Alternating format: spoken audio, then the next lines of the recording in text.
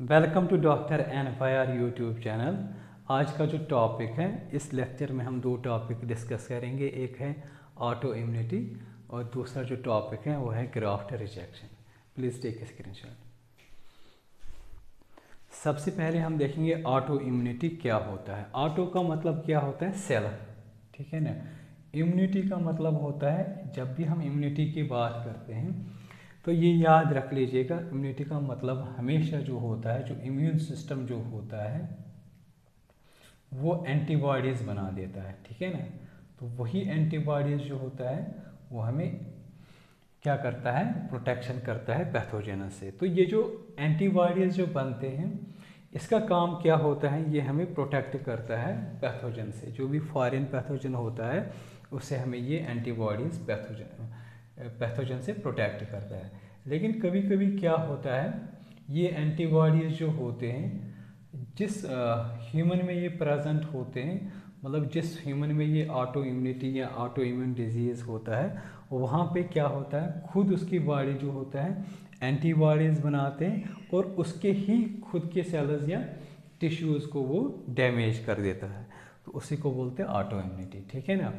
तो हमारी immune system क्या होता है, ये डिस्टिंग्विश करता है, इसकी ये एबिलिटी होता है, इसको ये एबिलिटी मतलब इसमें ये एबिलिटी होती है हमारे इम्यून सिस्टम में, सेल्फ और नॉन सेल्फ। सेल्फ और नॉन सेल्फ मतलब अपने जो भी ऑर्गन्स होते हैं या अपने सेल से वो उसको डिस्टिंग्विश करिए, अपने होस्ट के अपने सेल्स हैं और जो नॉन सेल्फ जो होते हैं, नॉन सेल्फ को उसको पता चलना चाहिए ये नॉन सेल्फ सेल्स हैं, ठीक है ना। तो ये इम्यून सिस्टम में ये चीज़ें होती हैं। लेकिन कभी कभी क्या होता है, कुछ एनवायरमेंटल फैक्टर्स की वजह से क्या होता है, ये जो होता है, ये हमारा इम्यून सिस्टम जो होता है किसी किसी में जो होता है, ये इन एनवायरमेंटल फैक्टर्स की वजह से क्या होता है, खुद के एंटीबॉडी जो होते हैं किसी के पर्सन में, वो उसके ही सेल्स को अटैक करते हैं। तो उसी को बोलते हैं ऑटो इम्यूनिटी। तो इसके लिए जो होते हैं, एक होता है एनवायरमेंटल फैक्टर्स और कभी कभी क्या होता है जेनेटिक फैक्टर्स भी रेस्पॉन्सिबल होता है ये ऑटो इम्यून डिजीज़ के लिए। जो कंडीशन जो होती है ऑटो इम्यून डिजीज़ क्या होता है, जब हम अपने ही एंटीबॉडीज़ खुद के मतलब सेल्स को या टिश्यूज़ को अटैक करेंगे, तो उस कंडीशन को बोलेंगे ऑटो इम्यून डिजीज़, ठीक है ना।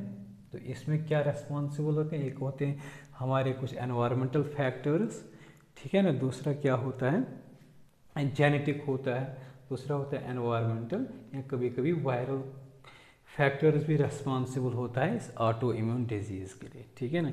तो अगर हम एग्जांपल देखेंगे, कौन कौन से एग्जांपल हम ऑटो इम्यून डिजीज़ में आते हैं, एक होता है ग्रेव्स डिजीज़। यहाँ पे क्या होता है, जो हमारा थायराइड ग्लैंड जो होता है नेक पे होता है, तो ये क्या करता है, दो हार्मोन्स सीक्रेट करता है जिनको बोलते हैं thyroid hormones T3 and T4। जब इनकी ओवर प्रोडक्शन हो जाएगी, ठीक है ना, इनका जो T3 एंड T4 क्या होते हैं, थायराइड हार्मोन्स, ये हमारे थायराइड ग्लैंड से निकलता है।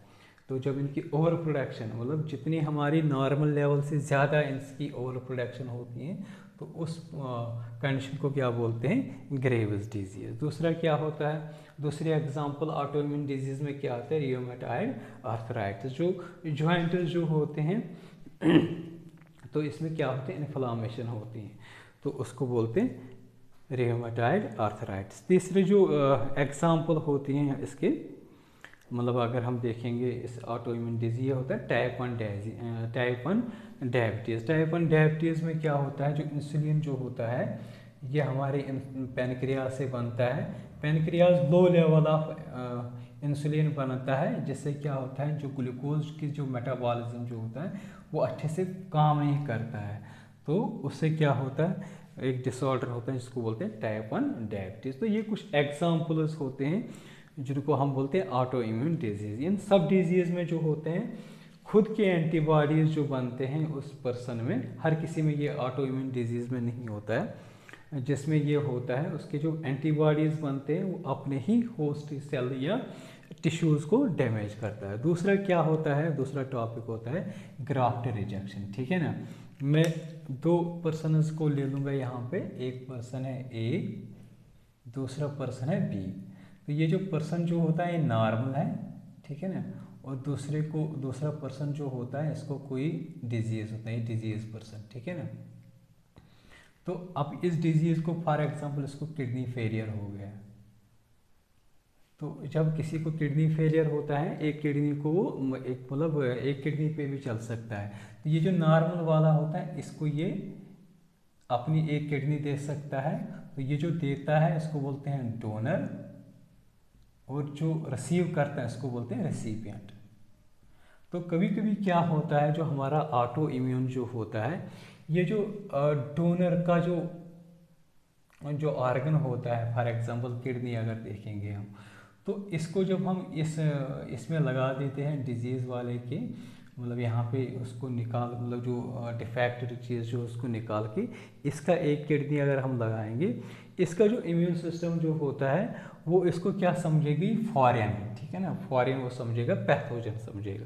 तो इसका एंटीबॉडीज इसके इम्यून सिस्टम एंटीबॉडीज रिलीज करेगा, जिससे क्या होता है वो उसको रिजेक्ट करेगा, उस ग्राफ्ट को।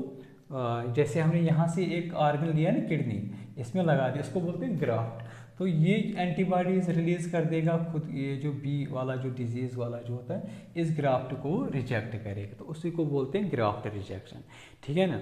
तो जो ट्रांसप्लांटेशन में जो होता है, तो यहाँ पे क्या होता है, यहीं पे रेसिपिएंट जो होता है ये डिस्ट्रॉय करता है, मतलब जो रिसीव कर देता है उसके खुद के एंटीबॉडीज निकलते हैं, फिर जो इस डोनर से जो ऑर्गन उसने लिया है तो उसको डैमेज कर देता है, तो उसी को बोलते हैं ग्राफ्ट रिजेक्ट। ग्राफ्ट रिजेक्शन मैंने चार्ट में GR लिखा है, ठीक है ना।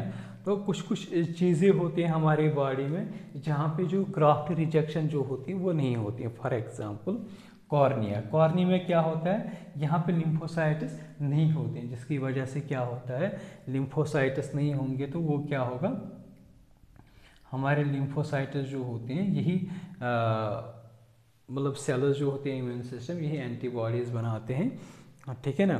तो इससे क्या होता है, बी सेल्स जो होते हैं, बी सेल्स एंटीबॉडीज़ बनाते हैं, तो यहाँ पे क्या होता है वो एब्सेंट होते हैं। दूसरा होता है हार्ट वालों, यहाँ पे भी ग्राफ्ट रिजेक्शन नहीं होता है। देखिए अगर हम देखेंगे ना हार्ट वालों में ब्लड वेसल्स बहुत कम होते हैं, ठीक है ना, जिसकी वजह से ग्राफ्ट रिजेक्शन के कम चांसेस होते हैं।